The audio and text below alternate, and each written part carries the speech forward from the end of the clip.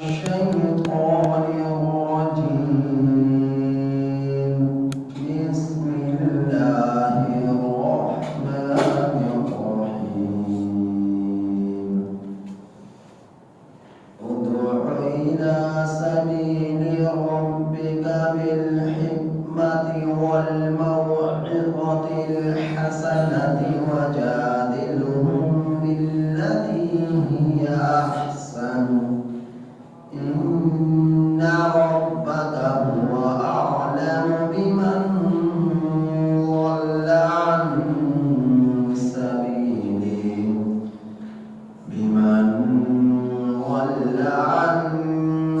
سبيله وهو أعلم بالمهتدين وإن عاقبتم فعاقبوا بمثل ما عوقبتم به ولئن صبرتم لهو خير للصابرين واصبر وما صبرك إلا بالله ولا تحزن عليهم ولا تك في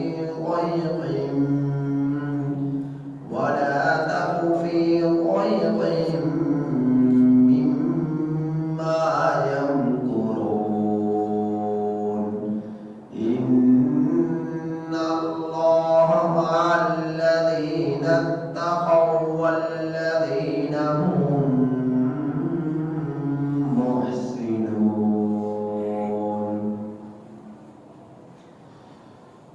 یہ سورہ نحل کی آیت نمبر 125 تک 129 آپ حضرات کے سامنے تلاوت ہوئی. یہ سورہ نحل کی آیت نمبر 125 تک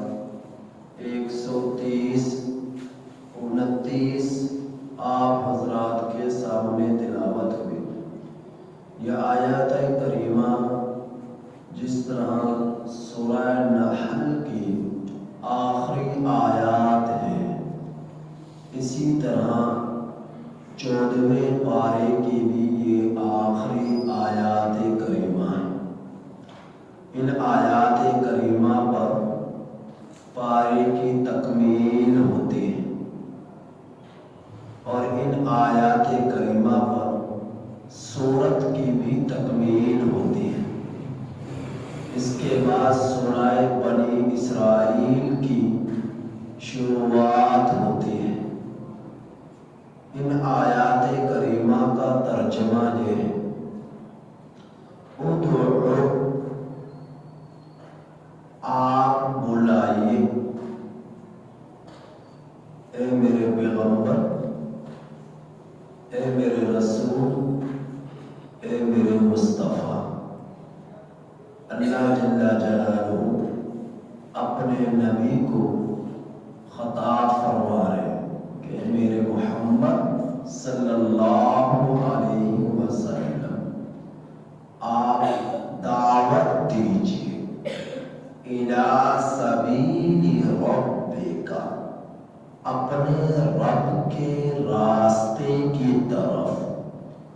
بالحکمت، دانائی کے ساتھ، والموعظۃ الحسنۃ، اور اچھی نصیحت کے ساتھ، وجادلہم، اور ان سے جھگڑا کیجیے اس طریقے سے، ہی احسن، جو بہت اچھا. ان ربک، بے شک تیرا رب، ہوا اعلم،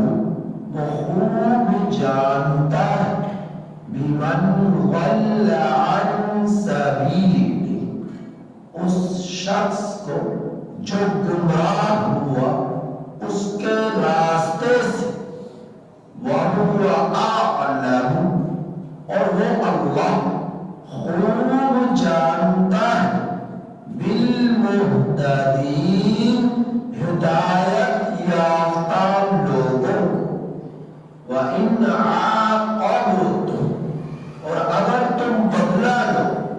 فَعَاقِبُوا بس بدلہ لو بِمِثْلِ مثل اس کے ما عُوقِبْتُمْ بِهِ جو تمہیں تکلیف پہنچائی گے اس تکلیف کی مثل بدلا وَلَئِنْ صَبَرْتُمْ اور البتہ اگر تم صبر کرو لَهُوَ خَيْرٌ لِلصَّابِرِينَ البتہ وہ صبر کرنے والوں کے لیے بہت بہتر ہے خیر بہت بہتر ہے وَاصْبِرْ اور آپ صبر کیجئے وَمَا صَبْرُكَ اور نہیں ہے آپ کا صبر کرنا إِلَّا بِاللَّهِ مگر اللہ رب العزت کی مدد کے ساتھ وَلَا تَحْزَنْ اور آپ غم نہ کیجئے عَلَيْهِمْ ان لوگوں پر وَلَا تَكُ فِي ضَيْقٍ مِّمَّا يَمْكُرُونَ اور نہ ہو آپ تنگی میں ان چیزوں کی وجہ سے جو یہ لوگ تدبیر کرتے ہیں فریب کرتے ہیں مکر کرتے ہیں ان اللہ بے شک اللہ تعالی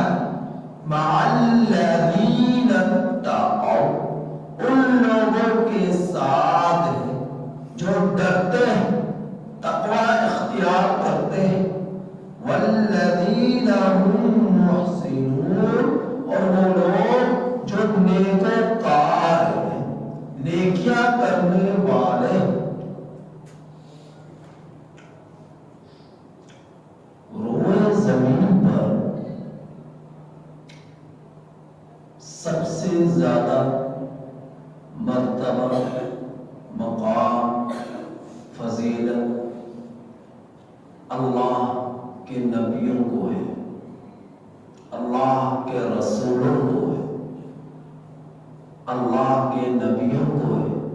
اللہ کے رسولوں کو ہے روئے زمین پر سب سے زیادہ مقام اور مرتبہ اور اللہ رب العزت کے رسولوں میں سے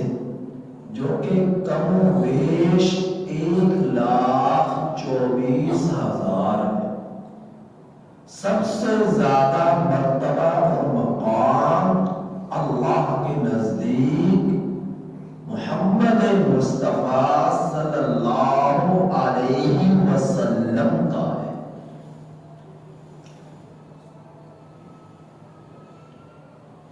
یہ اس کو بالکل یوں سمجھے کہ جس طرح کسی ملک کے اندر وزیر اعظم ہوتا ہے وزیر داخلہ ہوتا ہے وزیر خارجہ ہوتا ہے یہ مختلف عہدے لیکن ان سب میں سب سے زیادہ مرتبہ اعزاز اور بڑا عہدہ صدر کا ہوتا ہے تو یہ تمام کائنات میں تمام انسانوں میں سب سے زیادہ سب سے بڑا عہدہ اور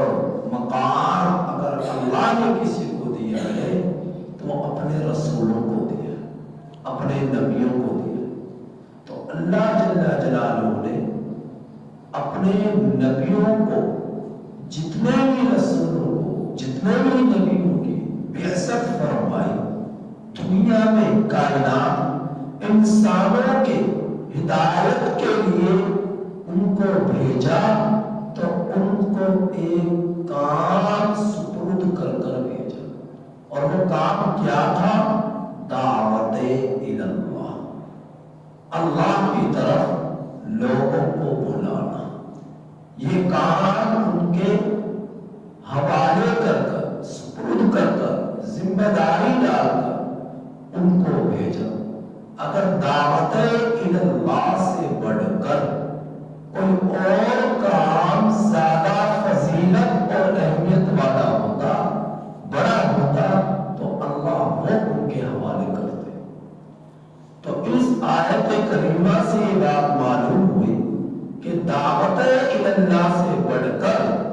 اللہ کے نزدیک کوئی بڑا کام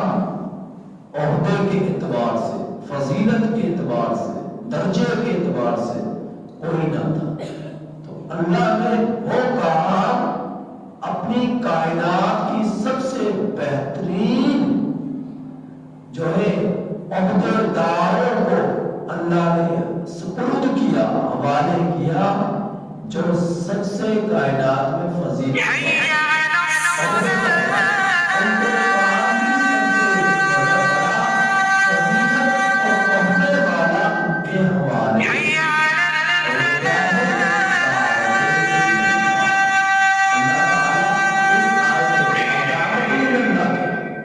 میدان جہاد دعوت ہے، تعلیم و تعلم دعوت ہے، درس قرآن دعوت ہے، اللہ کے راستے میں در در پھرنا نکلنا یہ دعوت اللہ، تصانیف کتابت دعوت ہے، خطابت دعوت ہے۔ تو یہ جتنے بھی شاخیں ہیں، جتنی بھی شاخیں ہیں اسلام کی، سب یہ دعوت اللہ کہلاتی ہے، چاہے وہ خطابت کے ذریعے ہو، چاہے وہ میدان جہاد میں نکلنے کی صورت میں ہو، چاہے وہ تبلیغ کی صورت میں ہو، چاہے وہ تعلیم و تعلم کی صورت میں ہو، چاہے وہ کتابت کے ذریعے ہو کہ کتابیں لکھ کر دعوت آگے پہنچائی جا رہی ہے۔ تو یہ جتنی بھی شاخیں ہیں یہ سب کی سب دعوت اللہ کی ہے، اور یہ دعوت اللہ کہلاتی ہے۔ تو اللہ رب العزت اس آیت کریمہ میں کیا فرما ہے کہ ادعو الی سبیل ربک،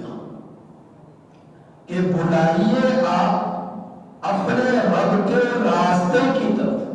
دعوت دیجیے آپ اپنے رب کے راستے کی طرف، بالحکمت دانائی کے ساتھ، والموعظۃ الحسنۃ اور اچھی نصیحت کے ساتھ، وجادلہم باللتی ہی احسن اور ان سے جھگڑا کیجیے اس طریقے سے جو طریقہ بہت اچھا ہو۔ بے شک تیرا رب وہ خوب جانتا ہے اسے جو گمراہ ہوا اس کے راستے سے، اور وہ خوب جانتا ہے ہدایت یافتہ لوگوں۔ تو ان آیات کریمہ میں اللہ رب العزت اپنے نبی محمد مصطفیٰ صلی اللہ علیہ وسلم کو دعوت کا حکم دے رہے ہیں، اور سارے نبیوں کو یہ حکم دیا، سارے نبیوں کی بعثت اسی لیے ہوئی۔ اور پھر دعوت اللہ دینے والوں جو مسائل کا سامنا کرنا پڑا، جو قربانیوں کا سامنا کرنا پڑا، جو اذیتوں کا سامنا کرنا پڑا، جو جتنے زخم کھائے، جتنا جو ہے دردناک حال کیفیت کے ساتھ ان کو شہید کیا گیا، تو اس کا آپ تصور نہیں کر سکتے۔ تو دعوت اللہ اختیار کرنے والوں کے لیے ایسا نہیں کہ پھول برسیں گے، ایسا نہیں کہ دولت کے انبار لگیں گے، ایسا نہیں کہ دنیا کی خوشحالیوں کے انبار لگیں گے۔ یہ کانٹے، یہ انگارے، آپ دنیا کے اندر ان کانٹوں پر چل کر، انگاروں پر چل کر، اللہ جو ظاہر میں یہ کانٹے انگارے ہیں، حقیقت میں اللہ ان کو ایسی زندگی دے رہا ہے جو کسی اور کو نہیں مل سکتی۔ دنیا کے اندر عزت، رفعت، بلندیاں، اور آخرت کے اندر درجات، اور اللہ رب العزت کی طرف سے کامیابی کے راستے، خوشحالی کے راستے، رضاعت کے راستے، خوشنودگی کے راستے، جو اللہ پاک انعامات کے جو انبار لگانے والے ہیں، ایسے لوگوں کے لیے اس کا آپ تصور نہیں کر سکتے۔ تو دنیا کے اندر دعوت اللہ یہ بہت اونچا مقام درجہ کی اہمیت کا ایک ثبوت ہے کہ جو اس راستے پر چلا اللہ نے اس کو چنا، اور اللہ جسے چن لے یہ اس شخص کے بھاگ لگ گئے، اس شخص کے بھاگ لگ گئے جسے اللہ نے اس کام کے لیے چن دیا۔ ہر شخص کو نہیں چنا جاتا، انتخاب ہوتا ہے، انتخاب ہوتا ہے، انتخاب ہوتا ہے۔ تو جس کا انتخاب ہو گیا وہ جتنے بھی شکرانے کے اللہ کے ہاں نوافل ادا کرے اتنے ہی کام ہے کہ اللہ تیرا شکر ہے کہ تو نے مجھے اس کام کے ساتھ جوڑ دی، ورنہ سینکڑوں کروڑوں لوگ ایسے ہیں جو اس کام سے دور بھاگتے، اس کام سے دور بھاگتے۔ تو اس کام کو کرنے والوں کے لیے اللہ نے جو انعامات رکھے ہیں اس کا آپ تصور نہیں کر سکتے۔ تو دعوت اللہ یہ کوئی معمولی کام نہیں، بہت ہی